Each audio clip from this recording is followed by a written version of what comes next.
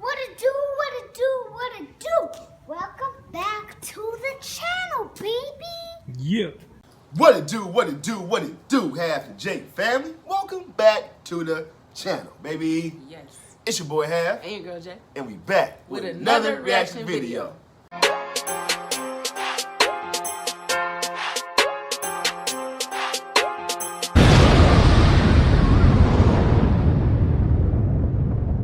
What's going on, y'all? Hope y'all having a good day today. Happy morning, evening, nighttime, whatever it is by the time y'all get this video, man. We love y'all. Thank y'all Yes, for we tuning do. in. You know what I'm saying? We do. Looking beautiful. I love Jay with these braids like this, y'all. I don't know about y'all, but me, even her son said it. She looks like more happier, glowing a lot. It's just something about the braids. It just Thank brings you. out more to her, to me. Thank you. You're welcome, baby. You always handsome, and I love when you wear hats. Thank you. I do. Thank you. Y'all like my hats? Well, I appreciate it, man. I appreciate y'all. So anyway, we're about to jump into some more reactions, man. Hope y'all ready for today. So with that being said, baby, let them know who we're reacting to today. Okay, the commentary is a conversation with the police, uncomfortable conversations with a black man. Now that sounds like a very interesting title right there, though. And you know, these are conversations that need to be had. You know what I'm saying? So once again, everybody can get their outlook of somebody else's opinion on certain things. You know what I'm saying? On topics and stuff like that. See where they're coming from, where their mind is at on it. You know, instead of violence, talk about it. Right. You know what I mean? So, with that being said, let's see what it's talking about. But before we do, everybody that's out there who has not yet subscribed to the channel, bam, go ahead, hit that subscribe button. Yes. Turn your post notifications on. Yes. Like and share this video. Yes. And comment down below, baby.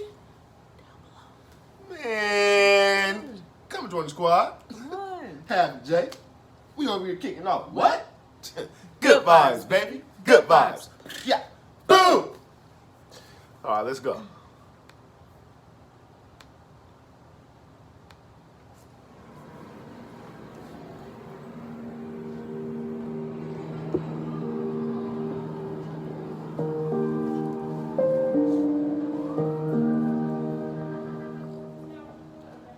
Good?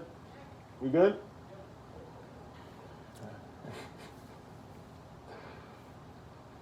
Oh, man. All is good. All good. Gentlemen, gentlemen.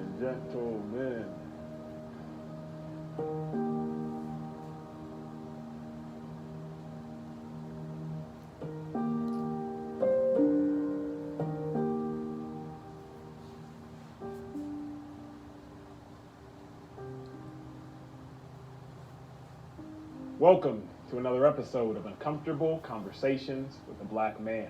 So much of the dissension in our world, so much of the dissension in America is based around the interaction between police officers, white police officers, and black people, whether George Floyd, Breonna Taylor, Jacob Blake, Jonathan Price, and so many more. So I, a black man, am eager yet anxious to be joined by the Petaluma Police Department for the first time with a live audience of lieutenants, officers, and administration.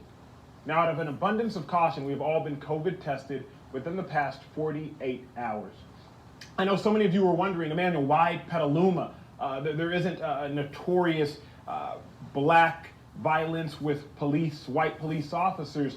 And to that, I simply submit, we weren't talking about Kenosha until after Jacob Blake was shot. We weren't talking about Wolf City, Texas until after Jonathan Price lost his life to a man in uniform. I fervently believe that an ounce of prevention is better than a pound of cure. So that's why I'm here. Joining me on stage is Ryan McGreevy, Brendan McGovern, Garrett Glaviano, and John Antonio. Gentlemen, how are you?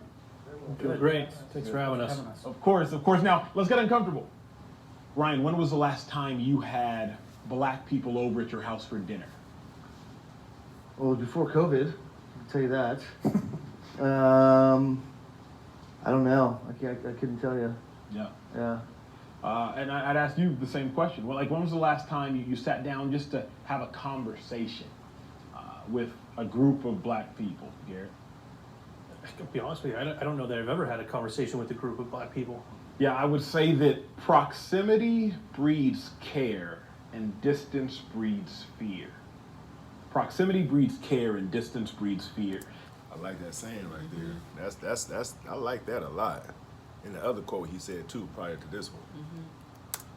Yeah, I would say that proximity breeds care and distance breeds fear. Proximity breeds care and distance breeds fear. And I think one of the issues in our society is there's not enough proximity between people who don't look like each other. And because there's not enough proximity, there's a lack of care or lack of empathy. And there is a heightened amount of fear. When you see the things occurring in our worlds, like what happened with George Floyd, a black man losing his life to these white police officers. When you first saw that video, what went through your mind? I mean, I felt sick. It's difficult to have to show up and know that we get paid to do this, and then having to see what people see on TV, and they don't necessarily see the person, they just see the uniform, and they associate that with us. So every time I see something like that, I know that I'm about to get bombarded by phone calls and text messages about why did this happen, what's going on. Ryan, let me go to you. Is there enough accountability in the police force when mistakes happen? Are they held responsible? That's tough to answer on a national standpoint. I mean, That's- if you that's look tough. at George Floyd incident, that officer was terminated, arrested, charged like immediately, which I think is appropriate, right? So in that regard, obviously it's a tragic incident, and you hope that that doesn't happen. I would say that just generally speaking, yeah, there probably is some issues with officer accountability throughout the country. What does justice look like to you in these situations? I think justice looks like decisive and equal punishment. The issue at hand, I feel like, is that the punishment for officers doesn't necessarily match the crime. If you are caught in a doctor's office and there's malpractice and someone dies, they'll be disbarred. It's not like, well, I need to know this, I need to know that. It doesn't fit. Whereas instantly, especially right now, when we see so many things going on with excessive force over black people, we're instantly like, well, look at his criminal history. Right. Well, he didn't graduate from college. Right. Well, he lied back in 7th grade. Right. It instantly goes to character defamation. Yep. Let's see if we can protect the people in the badge. Yep. So justice for me just looks like a punishment that fits the crime, because there's always that phrase, They just said that with your son's friend that just passed away.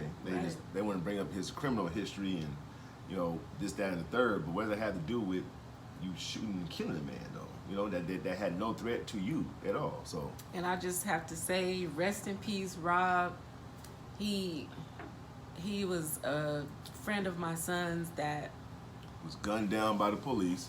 just recently, just days ago, and it's been hitting me really, really hard. I've been crying uncontrollably.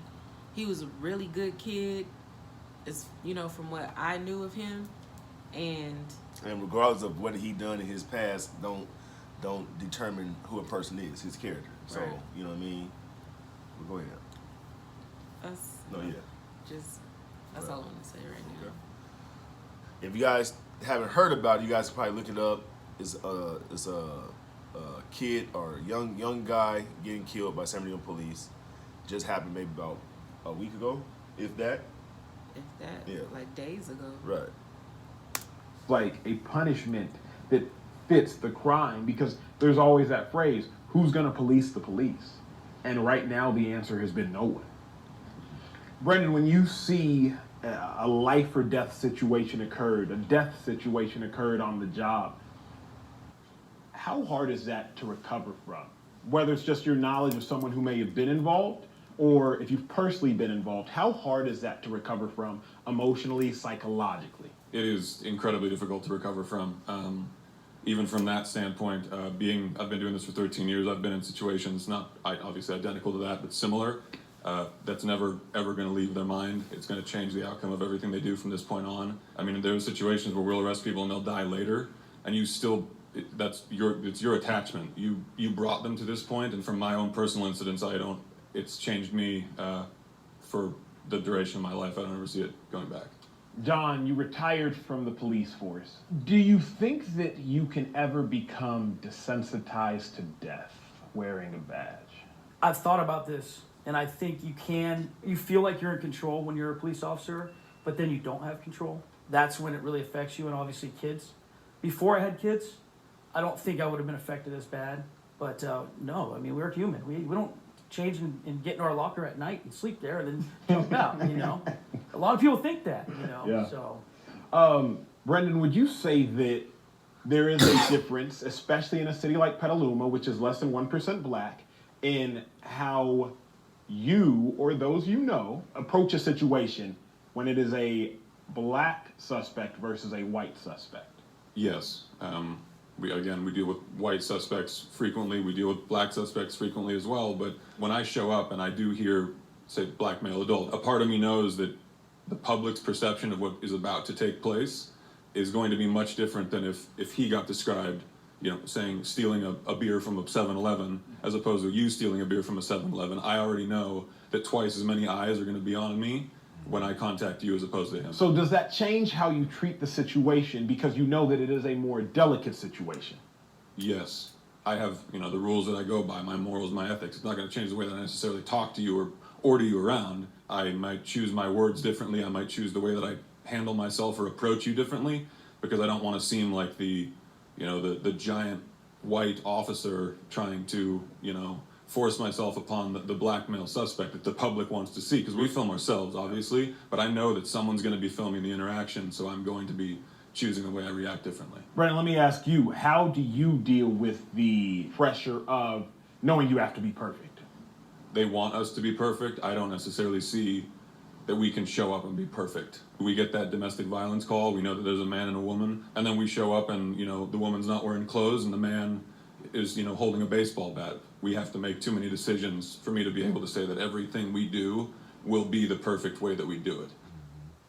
John, you coach high school football now. Yes. But now that you don't have to don the uniform on a daily basis, do you feel a weight lifted off your life? 100%.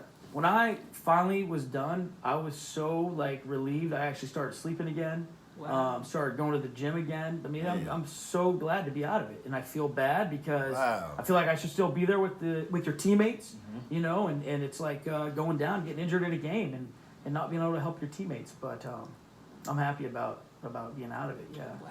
Nick, if I may ask you from the audience, you are a traffic officer. Is there anything that you would want to communicate or feel the need to communicate based off the fact that racial tension does in fact exist currently in America? We do things systematically. We do things the same way every time because it's repeatable and we could testify to it. So to answer your question, no, we don't approach that differently, or at least the people that I supervise do not approach that differently, but maybe we should. I've dealt with situations, I'm sure others in the room can speak to this as well, is we show up on scene with a person of color and we're immediately hit with, you're only stopping me because I'm X, right? And it becomes a barrier to communication because we may be there for, you know, a legitimate purpose. How do we disarm that? How do we get around that? It's a really good question. When you step onto the scene as a black man, obviously I'm just going to be upset that I'm being stopped in the first place. But I think it's just a matter of maintaining the composure, maintaining the calm, and continuing to assert exactly why it is that you are there. If we could do a better job of disarming, then we wouldn't have to worry about discharging. And I think that's where we lack. There's a communication barrier. And I always say this. That's why I'm so eager to talk to y'all from Petaluma. If you don't grow up around something, then you're not really going to know how to communicate with that thing. And it's not the same. Communicating with a white cultured person versus a black cultured person is different. I would submit that 90% of black people in the last 5 months have gone through a tragic experience. We all have in witnessing the murder of George Floyd. But it is different for black people because they can literally see themselves as that person. You can't fix a problem you don't know exists. I'm letting you know it exists. So now let's just all work to fix it. I have a question. Do police officers make you nervous? Heck yes. Now, what if it was a black police officer? Nah, it's different. So, black people often navigate white spaces as a foreigner. As I sit in this room, I'm one of 3 black people in here. You sit in this room and you're one of 35 white people in here. It's natural for you. Yeah. You're home. Whenever I walk into a room, a restaurant, church, anywhere, I'm looking for black people. Just in case something pops off, it's like, okay, me and you, like we're together. Because so many black people in life have probably gone through some sort of struggle, there's an instant connection. That makes you relax a little bit more. Yeah. I mean, you're still dealing with a Relate cop, so you're nervous naturally. But it's if I can now be honest, I see he's black before I see he's a cop. Right. I see you all are cops first. I just have to point out something. I remember going to I took my kids to a Monster Jam in Anaheim. And we were, you know, it was just a few of us black people in the crowd. And at that time there was a black monster truck driver. And something happened, I think something happened to his truck on the hills. I forgot what happened to his truck, but I heard people in the back of me, and they were saying, "Oh, that must be the N-word," and it just. And my kids looked back, and I didn't know what to say. I didn't, you know, they were little at this time, and Right. it's intimidating to be in a crowd full of white people, you know, when there's only a few, you know, black people in place. And, you know, I'm single mom, you know, with my boys and my daughter, and to hear someone say that, I instantly got nervous, and I just didn't know how to feel. Right. And after that happened, it ruined the whole point of me going to the Your whole Monster Jam. experience, yeah. Yeah. Ruined the whole It's experience. intimidating, and that's just keeping it real. Right. Before I see he's a cop. Right. I see you all are cops first. And Nick, I'll go back to you. How do you feel when you hear the phrase Black Lives Matter? Black lives do matter. We need to pay attention to some of the injustices that have happened over, you know, the last 100 years and beyond. Where Black Lives Matter becomes confusing is when it becomes very divisive. Right now, in the midst of a political election, there's questions on whether Black Lives Matter is a social movement or is it a campaign. And I think when we pass the November elections, I think we need to focus on continuing it as a movement so we can create a successful outcome. Because if it ends on the election, then it was just a campaign. You have something, I know. Yeah, I mean, so the blue Lives Matter flag, right? The blue line, either on a flag or it's black, blue, black, has taken on kind of a life of its own. Politically, currently, it's obviously flying on one side of the political boundary as opposed to the other. So when you see that, what do you see? I feel frustrated because I feel as though the agenda is being moved. Here's what I mean by that. To say any life matters is to assert that we thought that life didn't matter. So to say that blue lives matter would then assert that historically we've acted as though cops' lives don't matter. Whereas Black Lives Matter, historically, we have literally acted as though Black lives don't matter. All men are created equal. Late 1700s, we donned that phrase. They weren't talking about black men, weren't talking about black women, weren't talking about women, but we said all men are created equal. So now it's like, wait a second. Just in case they're not talking about us this time, let's make sure we specify that Black Lives Matter. Ryan, earlier you mentioned preparation, and you talked about funding, and you talked about preparing as a unit to step onto the scene. What do you feel when you hear the phrase defund the police? I think it means different things to different people. People who feel that, who want to literally take some of the responsibility we have as police officers and move it to somebody else. I'll be first in line to sign up for that. Like, go ahead, that's great, that's a great idea. So we get a lot of calls with people who have mental health crisis. Who's gonna go to those calls? If you have somebody that is able and willing to go to them, that's great. The problem is it's not black and white where it's like, oh, these are just mental health calls. If you have a mental health call with somebody and they have a knife, the social worker's not going to go. Right. Once we make the scene safe, then we call them and say, hey, I got so and so down here. Can you come down here and talk to them and kind of work through their issues? But defund the police doesn't upset you when you hear it. Abolish the police upsets me, but defunding us, I mean, if other people can handle some of these calls, then that's fine. And again, if you're telling me there's a way somebody else can handle some of this stuff, I'm all for it.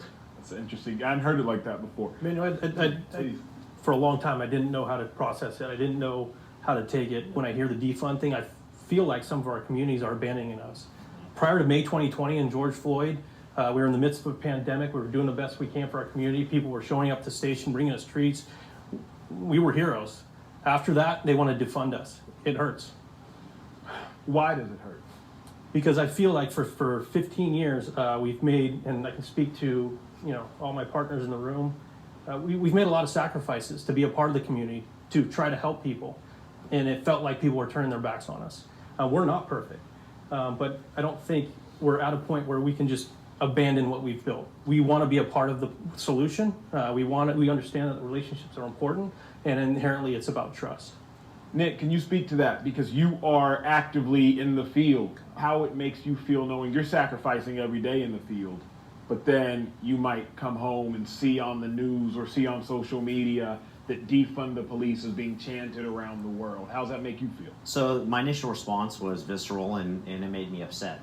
Moving forward, looking into what actually defunding the police is not abolishing the police or getting rid of the police. It's restructuring policing in America. 2 weeks ago, I was doing traffic control for a women's rally, protest, and march in the city of Petaluma. Many of the occupants of the rally had signs, defund the police. The interesting thing with our community is while they're holding signs, chanting defund the police, they're walking over and saying, thank you for your services and thank you for being out here. That's kind of a paradigm shift and threw me for a loop when somebody is coming and thanking me while they're holding a sign that I'm supposed to be offended by. Again, it comes down to communication and dialogue and creating that opportunity, but it's not a scary term anymore. Now, on a more broad scale, if you could communicate a more public message to black children who live in fear of the police, what would you, Brandon McGovern, say? That's incredibly difficult for me to say because all communities are different, but from an umbrella standpoint, we're here for you. Right? Look at it. We look at us like a teacher. Look at us like a counselor. Like we want to be the person that you call, the person that when we show up, you run to us. It's like we're not there to be mean. We're there because we're here to help. And I want all of the kids to know. I mean, it's black kids in particular pertaining to this is like we're there. We're here to help you. And I'm sorry that this is currently what you see us as.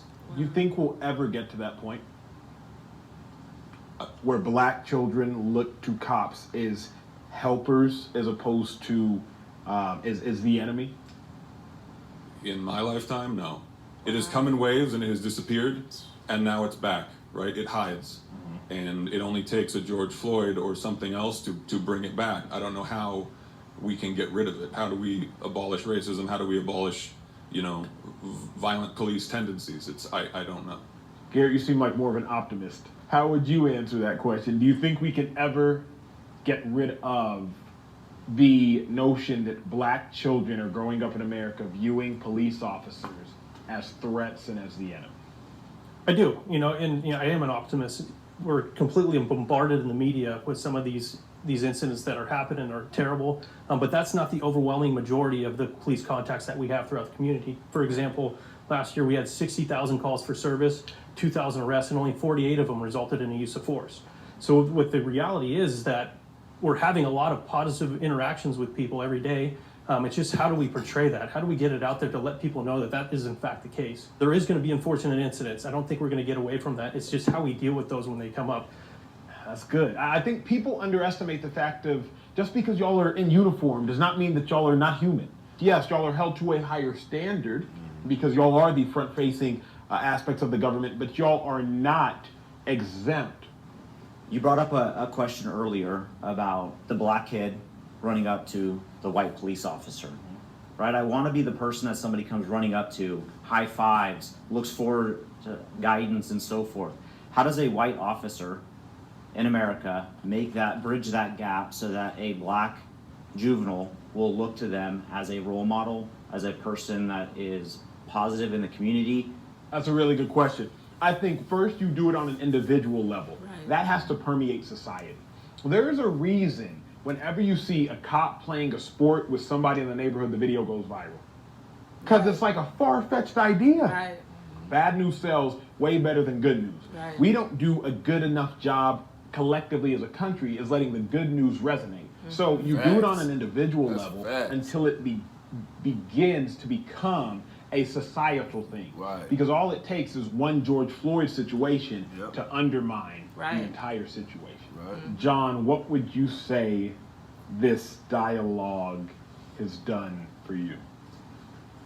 I think it's opened up a different perspective of maybe what certain people might feel or the way they look at police officers, really. I think that they will see that we're human. But I also think that it's opened our eyes to say, hey, look, there is this major problem in this country. I think back about Colin Kaepernick taking a knee and how when that started, I was pissed. I was like, are you kidding me right here? Like, this felt like a shot to us. And then as things progressed and you started seeing things in the country, it wasn't until I just watched a movie, it's called Chicago 7, I don't know if you've seen it, that it clicked in my mind that that's not a shot at me, that's a shot at the system. Thanks. Brennan, what would you say the conversation has done for you, the dialogue? I wish we could have this conversation with anybody who wants to, and I hope that obviously in this venue that people see it and they realize that, hey, if they want to come talk to us, they can. Right. We can't be part of the solution if we're part of the problem. So you bringing us on here has at least, opened the door. Garrett, how would you say it's if it all opened your eyes? Yeah, and I think gaining some situational awareness, and when you talk about how we're perceived by black people when we show up on scene, having an understanding of the difference there is very important, can lead us to removing some barriers to communication, which ultimately we want to have. Gentlemen, all I have to say is thank y'all. Thank y'all for your service. Thank you for the dialogue. Thank you for the conversation. Thank you all, men, women alike, for listening. I think that this is what we need more of. And thank y'all for tuning in to another episode of Uncomfortable Conversations with the Black Man. If we are going to achieve racial reconciliation in our world, it starts with our police officers. It starts with our black men and women. It starts with white people, black people having conversations and coming together for the betterment of the world around us. We'll see you next time. So, like I was saying, conversations like that needs to happen. And me personally, I would love to sit down and have conversations like that with any race. Right. You know what I'm saying? For that matter. Because I like to know about other cultures anyway. I You know do what I'm saying? too. I'm very interested in other cultures anyway, how they live, how they do their thing. It's interesting to me. You know what I mean? So with that being said, that's why I never been a racist type of person. 'Cause I was so interested in the next culture. You understand what I'm saying? And in the neighborhood I grew up in, it's so diverse, and my mom wanted me to go to a better elementary school and junior high school. So at a certain point in time, she sent me to an all-white school where I was the only black student in my classroom. Wow. I went to an all-Hispanic school where I was the only black student in the classroom. So I think that's why I'm so open. And I didn't had a chance to see the different cultures. And I was embraced. I never, when I was in school, I never had an issue with racism or anything until I got older, and that's when I started seeing everything. But and a lot of my interactions with police officers have been good. Yeah, I mean, and at the same time, a lot of people also got to understand that police officers are human beings at the end of the day, and they do have a job that they have to do. And we as individuals know what the laws are. You know, if you break the law, you know what happens. Right. Bottom line. You Right. know what I'm saying? My dad's a true believer in if you do the crime, you do the time. Right. Period. He's a Right. true believer in that. You know, so that's what I respect about him. So with that being said, you know, but you do have those officers who just don't care, who abuse their authorities. And like what happened with Rob, Yeah. that situation. If anyone looks up the video, it's on the news. What Rob was holding was a phone, but they said that it was a gun. But I just want people to understand when watching that footage, just living in the area that we live in, a lot of people, Not you that know, we live in, but well, you know, just across Yeah. the world. But Yeah. I'm just talking about Right, this right. specific right. incident. The cops were in an unmarked car, and when you're living in an area where there's a high crime rate, you're going to be attentive, you're going to be aware, and sometimes a lot of people carry protection because there's so much going on in the area. So when the officers pulled up, they were in an unmarked car dressed in plain clothes, and you can tell when they pulled in, Rob was looking like, who is this? And they were like in an alley, it looks like.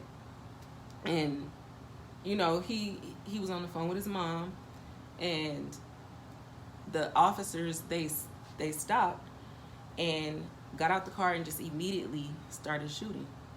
And I know, you know, if it was a weapon, it was because he was, you know, in that if he did pull it out, it wasn't because he knew that it was the police approaching. Right. And as soon as it's crazy because as soon as the officer got out the car, you could just see him shooting. Right. I don't know if he said anything to Rob, but he shot him immediately as soon as he walked out of the car. Right. I mean, my thing is this, you know, whether the kid had a gun or not, he was running away from the cops. That's my thing. So if you're not a threat, then, you know, you shouldn't be shooting somebody to kill them. Right. You understand what I'm saying? So that's my thing, though. So, you know, I don't know whether the news want to say he had a gun, whether he had a phone, you know, whatever. Sometimes they be mistaking the phones for the gun. So whatever the case may be, the point is that the kid turned around as soon as he seen that it was the police, and he took off running. He was scared.